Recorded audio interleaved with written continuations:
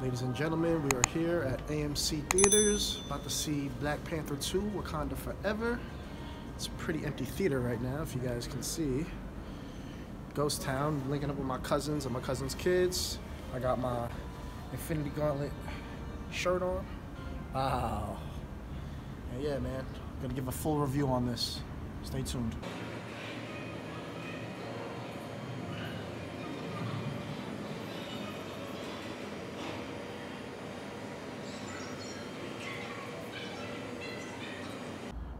Lots of different promo pieces at the theater, as you can see.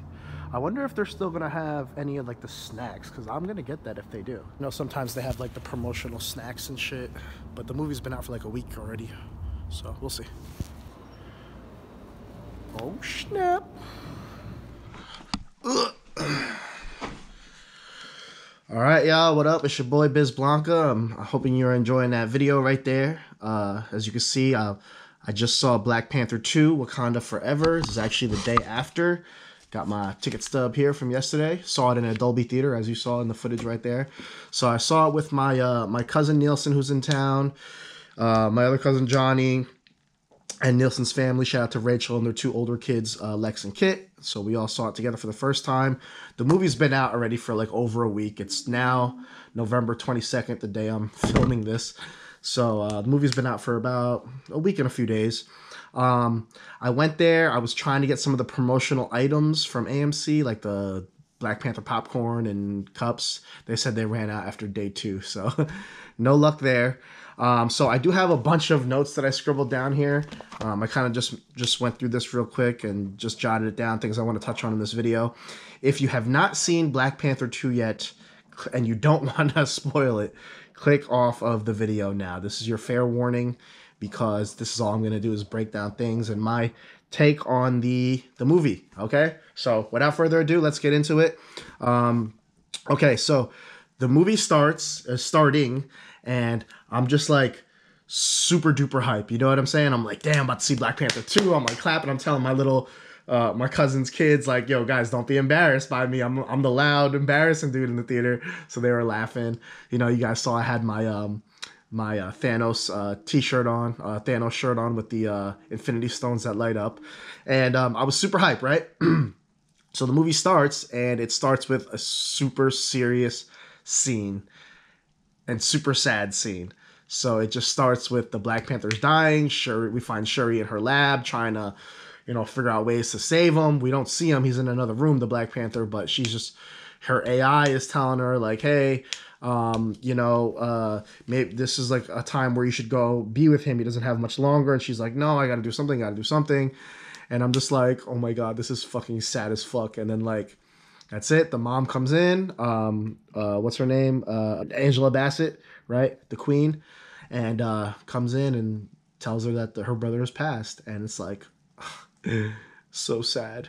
And then they start the scene of the funeral and the whole funeral procession, and you know, I'm like fighting back thug tears, you know what I'm saying? Like, and one thing about the Wakanda series, I just love, like, I loved how everyone was in all white, celebration of life, as they're carrying his casket through the city. And I love the dances, and everyone's in unison, and you know, people are hype. And then at the end, before the spaceship, you know, takes his casket, Shuri, you know, hugs his casket one more time. We see the mural of the Black Panther, so that was really dope.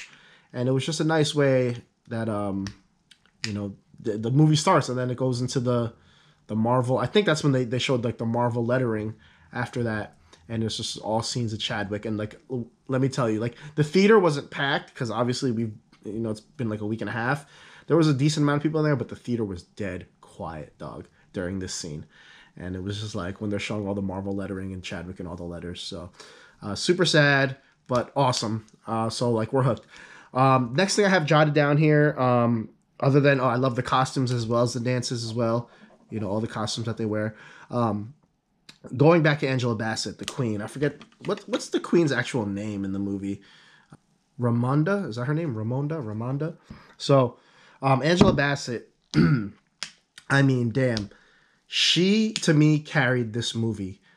her acting, I mean, she's an incredible actress. That scene when she walks into like that UN kind of place and talking with all like the superpowers of the world, and they're saying like, you know, that they're concerned that they still don't, you know, have vibranium, and they're concerned about what they'll do with vibranium and this and that. And like the way she just walks in and commands the room, and like her outfit and just her presence, just such a strong woman.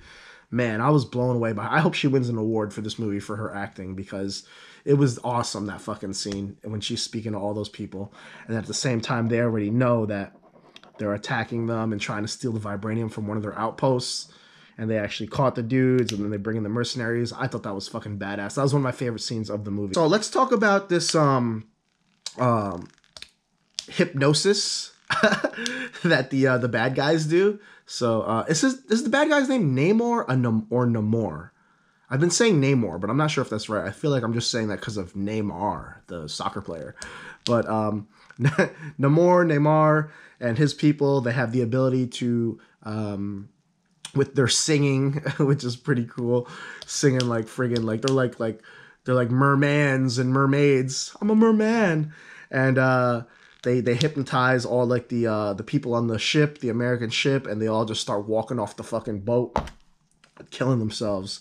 That hypnosis scene, that was pretty scary and wicked. I didn't know what was going on at first. Excuse me, I didn't know what was going on at first when they showed that, and then I see them jumping off the thing. Now keep in mind, I'm with like my cousin's kids and stuff, and you know, I'm always like trying to make jokes and shit. And like we're in the Dolby theater, so like when that happened, I almost wanted to like stand up and pretend I was about to jump over the ledge of our aisle. I didn't do it, but that would have been funny. So, okay, let's talk about this. I think it's super funny that like right now in the theaters, like at the time of this video being made, you've got Black Adam in theaters, The Rock's superhero movie, which wasn't half bad. It was kind of corny, but it was cool too. I saw that already. But Black Adam and then Black Panther. And then, you know, when you see all these blue people, I forget what they're really called. Namor's like underwater sea people. They look like the people from Avatar. And then you're also getting a lot of Avatar promotion because the new Avatar movie is about to come out. So I just thought that was funny. Something that I want to bring up. It's just like all these parallels. It's like, what the hell's going on? Like, so Hollywood. Anyways, all right. So, yeah, shouts out to the Avatar people. Blue vibranium. What's up with the blue vibranium? Can anyone elaborate on that? I wasn't really sure. I know, like, Shuri was, like, making her artificial vibranium towards the end of the movie to, like, power up. But, like, correct me if I'm wrong, when they were seeing the vibranium in the sea, was it purple or was it the blue stuff? Because I wasn't sure if I was like, is this a different kind of vibranium? Or maybe I'm just forgetting already and it was purple vibranium. But anyways, that synthetic stuff, they were using like a synthetic plant or something that Shuri built later in the movie. Like, what was that about? I'm not sure. If anyone can elaborate, comment down below, let me know about that. I thought it was cool. Namor's backstory. The first mutant, by the way. So this whole time when they were promoting Wakanda Forever, I didn't really know who this guy was, this bad guy. And like I'm kind of well versed in like the Marvel universe and you know all that stuff since a kid. And I didn't know who he was until like last week. I seen the cartoon version of him. And then I was like, oh, this is that guy? So like maybe I'll bring it up here and pull up a picture, but like the cartoon version of Namor I've definitely seen before. So I was like, oh, okay, so this is the bad guy for this movie. So I thought that was pretty cool. We all thought it was funny, their Hadouken pose. So the Wakandas do this and Namor's people do like this, like a Hadouken. I was saying it's almost like, no, it's not a Hadouken, it's a shelter, you know? So thought that was pretty cool. So the other day when I was looking up the cast for this movie, Daniel Kalua, the guy from Get Out, he wasn't in this movie, but then I saw that he's actually in the cast for this movie, like when I was looking it up earlier. And then I was like, wait, was he in it? Or was he just maybe they showed him in a brief scene during a flashback, so they had to put him in the movie. But I was like, man, no reference to him. Like I said that to my cousin at the end. I was like, they didn't even reference this guy. And then my cousin actually corrected me and actually said, no, they did. Because when, how do you say, Okoye? Michonne, the lady who played Michonne in Walking Dead, when she has to give up her spear because she failed the mission, she's like, this is the same spear that I defended the country with and that I held up to my own husband. And then my cousin told me, he was like, that was her husband, if you remember. And I was like, oh shoot, that's right, they did kind of have like a thing back and forth in the first movie. So I kind of forgot about that. But I don't know. Maybe they just couldn't pay him to be in the movie. Maybe they couldn't afford his ass no more. So he wasn't really in it. But and that's the thing. Like this movie, you know, it's Wakanda Forever because it's focused on all the other people that we had in the Black Panther movie, minus Chadwick, and like all these other people had like way bigger roles, like the Queen, obviously Shuri. They introduced new characters, new villains. You had the new the scientist girl Riri Williams, aka Ironheart, who I didn't even know that was her name until I just looked it up a little bit earlier. But you know, even M'Baku and people like that, you know, they had way bigger roles, which was awesome, you know. Shouts out to Kamara Usman. So my cousin didn't know that. I was like, did you guys see Usman in the movie? Because like we weren't sitting like right next to each other.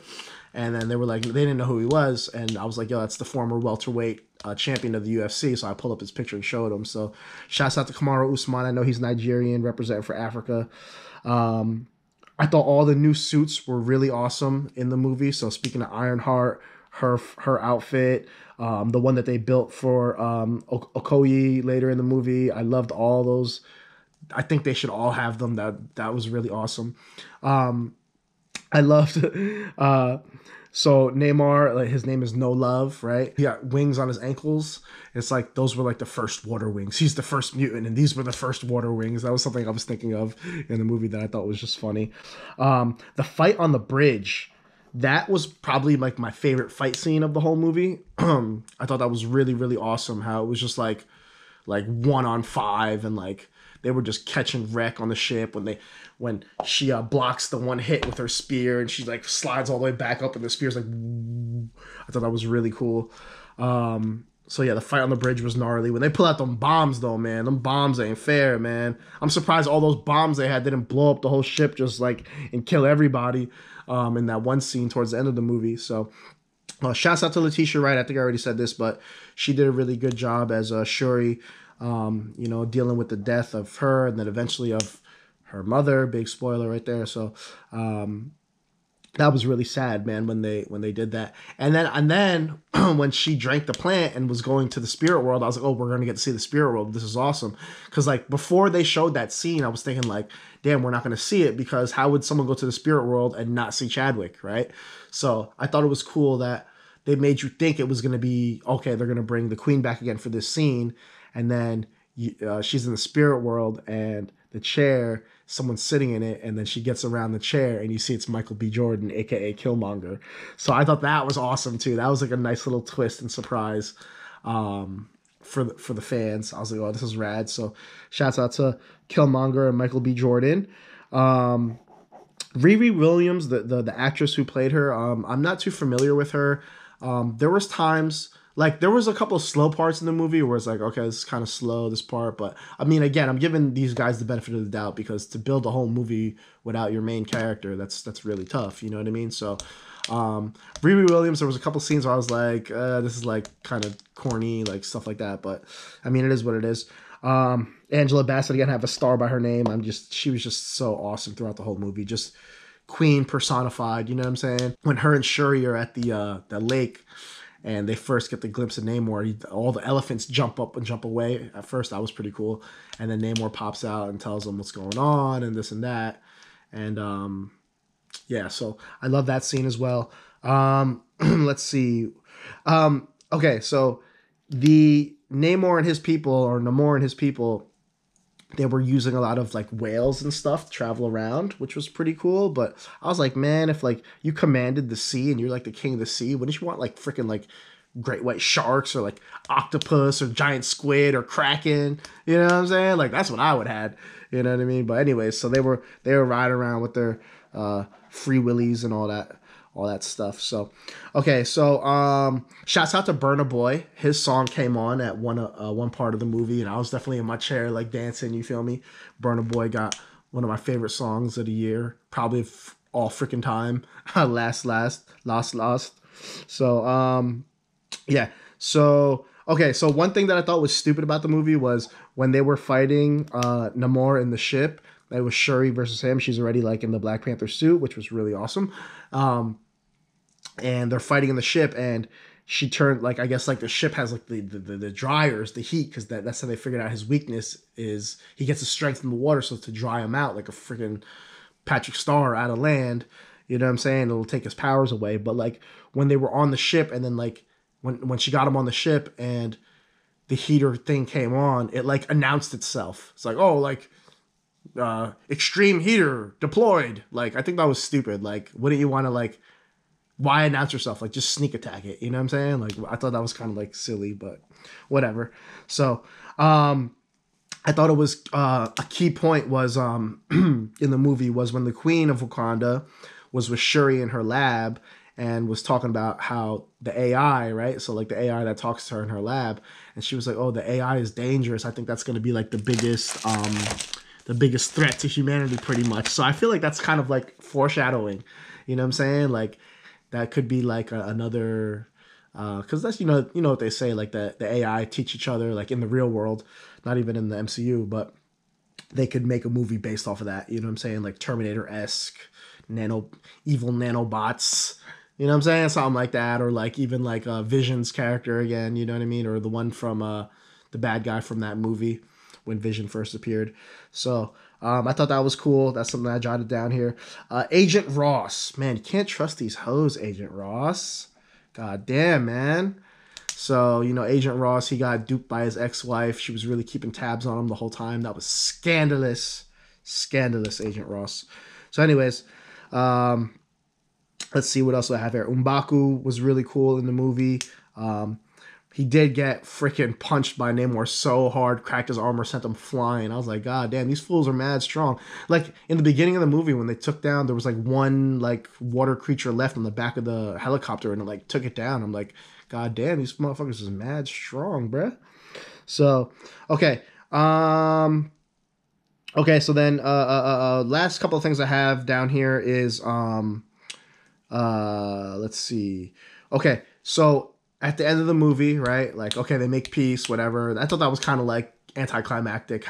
Just how it happened. Like, I don't know. They were like, okay, war over, and then like go home, and then that was it. So, anyways, the movie ends, and then it shows like the first like little clip at the end after like the initial credits, and we see that Shuri meets oh yeah, Lupita, that's her name. That's the real actor. Nakia is her name in the movie, but Lupita and Shuri are meeting back in Haiti, and there's the big reveal, or another big reveal, that she had a son with the Black Panther who's 6 years old, which I thought was pretty cool, because I guess it takes into effect like the 4-year gap from Thanos making everyone vanish, and then I guess like a year or two after the fact, and like just kept him hidden because he didn't want the pressure of all that. But his name is T'Challa, so he's T'Challa Jr. So that's kind of cool, because now that opens up for another male Black Panther down the road. And then that also got me thinking, it's like, okay, that's awesome, right? We could have like that. But then that also got me thinking about Killmonger's character. So Killmonger is a blood descendant of Wakanda as well, right? And he was running around Oakland. So who's to say that he doesn't have a kid or two, you know what I'm saying? With the Wakanda blood and them running around Oakland getting hyphy, you know what I'm saying? Like, so that could be kind of cool too if they explore that. It just leaves it open. And then